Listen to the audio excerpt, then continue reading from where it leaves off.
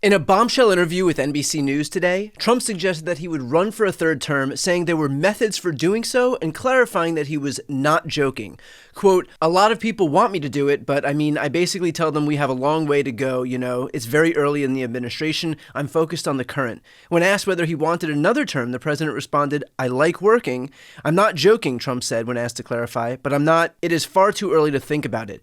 When asked whether he's been presented with plans that allow him to seek a third term, Trump said, "There are methods which you could do it." NBC News asked about a possible scenario in which Vice President J.D. Vance would run for office and then pass the role to Trump. Trump responded that that's one method, but there are others too, Trump added. Asked to share another method, Trump simply responded no. And let's be clear, this isn't a fluke statement by Trump. Steve Bannon confirmed this exact line of thinking just days ago during an interview with Chris Cuomo. I'm a firm believer that President Trump will run and win again in 2028. So I've already endorsed President Trump.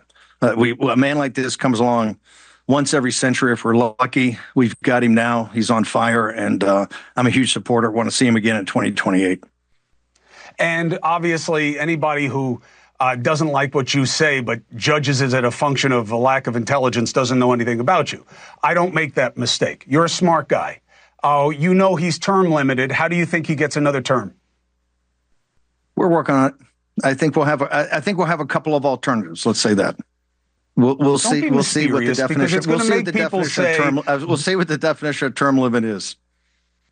All right. Well, so you're talking about litigating this issue, because I don't want people to listen to our interview and say Bannon's cooking up an insurrection. Bannon is cooking up. You know what I mean? I want people to get a straight take on where your head is. What are you suggesting? Chris, as you know, I've had greater long shots than this. When we supported President Trump after the election, I realize you don't believe the election in 2020 was stolen. We do. We fervently believe that. When President Trump went back to Mar-a-Lago on January 20th, 2021, he was the longest of long shots to return to the White House. We said that day in our podcast and doubled down, having President Trump's back, that he was coming back not just to win the primary, he would win the White House, and we had to get organized and drive that victory and also start working on all the policies, what's called Project 2025 or the America First Policy Institute, but all those different think tanks that started putting in the policies that you're seeing today in what we call Flood the Zone or Days of Thunder or however you want to describe it. But this is many years in the making. So we've had greater long shots than Trump 2028, and we've got a lot of stuff we're working on there. We're not prepared to talk about it publicly, but in a couple of months, I think we will be. In fact, Trump himself has echoed this exact claim. I'll show you some clips which you might have previously felt were jokes, but keep in mind Donald Trump's clarification today when asked that he's, quote, not joking. We've got it really rocking. We're looking good. We're looking good for another 4 years, and then we got to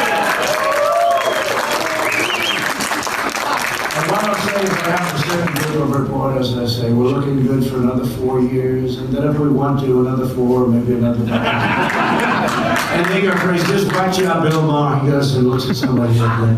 He goes, you know he's going to win, don't you? To some idiot that he's interviewing. He says, you know he's going to win. No, I think we can. You know he's going to win. And you know he's not leaving, don't you? And the guy's going, what do you mean? He's not leaving. He's not leaving it. And I thought he was kidding. He's been serious.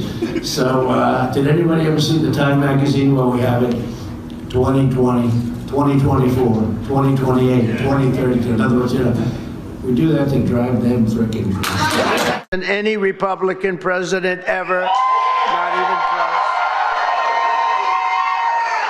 close. Almost 40% of the vote. Now, I won't be happy the next time. Should I run again? You tell me. There's your controversy right there. There's your controversy.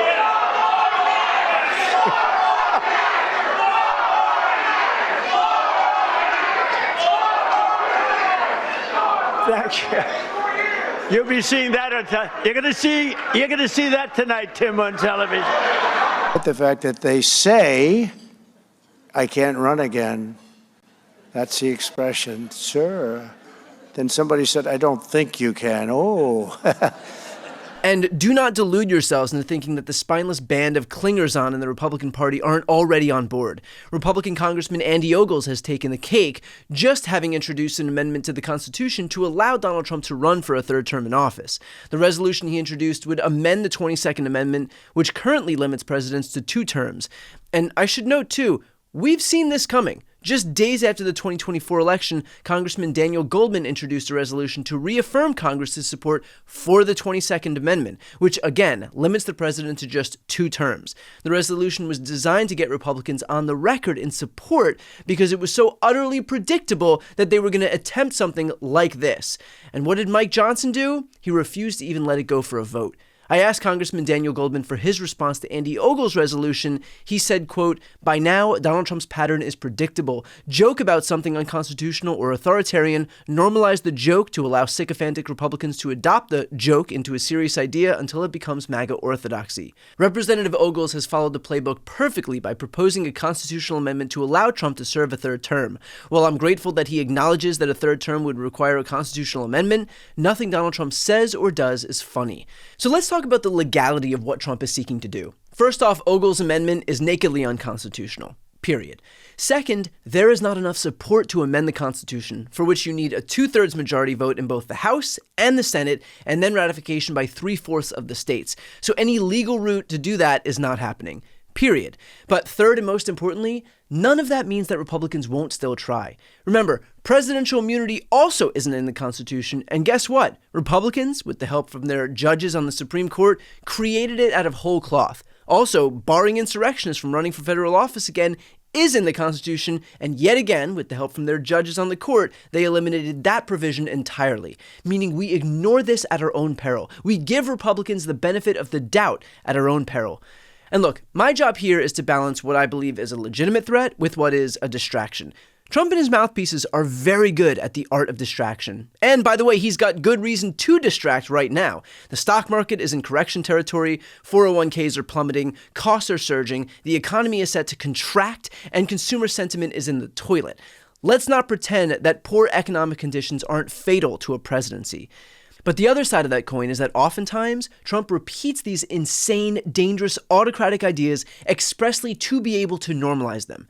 His goal is to say it enough, to broadcast it in broad daylight so frequently that it loses its shock value. That is half the battle. He's starting right now, just 2 months into his second term, the work of normalizing this idea so that 3 years from now, it won't feel all that crazy, just by virtue of the fact that he has said it so damn much. So again, my job is to try and parse out what's worth talking about and what's not. I believe this is something that's worth talking about. Not only because we need to steel ourselves for the fight that's coming, but also because it is a testament to just how dangerous this person is. If you are a Republican or an independent or a non-voter or a conservative Democrat, this claim by Trump that he can run for a third term is a testament to who he is, how un-American he is, and his disdain for democracy. Opposing this person doesn't make you a radical leftist. Frankly, it makes you a good American. He is showing you right now who he is. Believe him. Before you go, first, if you enjoyed this content and you want to see more and support independent media, please subscribe to this channel. The subscribe button will be right here on the screen. But second, the reality is that we're now in a political environment where this administration can lean on any of the social media platforms to suppress certain voices if they don't like critical coverage. That means my longevity here is in the hands of a few tech billionaires who are already making it clear that they're willing to cater to this White House. To that end, signing up for my newsletter is a great way for me to be able to reach you directly if that ever becomes necessary. I'll put the link on the screen as well, so please sign up. It's completely free, but there's also an option to do a paid subscription if you'd like to support my work. I really appreciate it. Thanks so much for watching.